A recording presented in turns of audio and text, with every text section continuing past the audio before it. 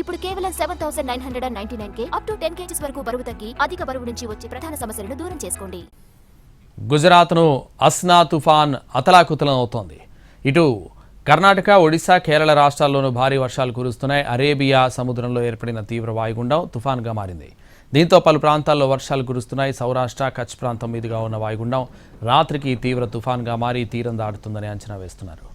గుజరాత్లో ఎడతెరిపి లేకుండా కురుస్తున్న వర్షాలకు చాలా ప్రాంతాలు జలమయమయ్యాయి. ఊళ్ళను వరద ముంచెత్తింది. దీంతో వేలాది మంది ఇబ్బందులు పడుతున్నారు. ఇల్లు దాటే అవకాశం లేక అవస్థలు పడుతున్నారు. గాలుల తీవ్రత కూడా ఎక్కువగా ఉండడంతో భారీ చెట్లు కూడా నేలకూలుతున్నాయి.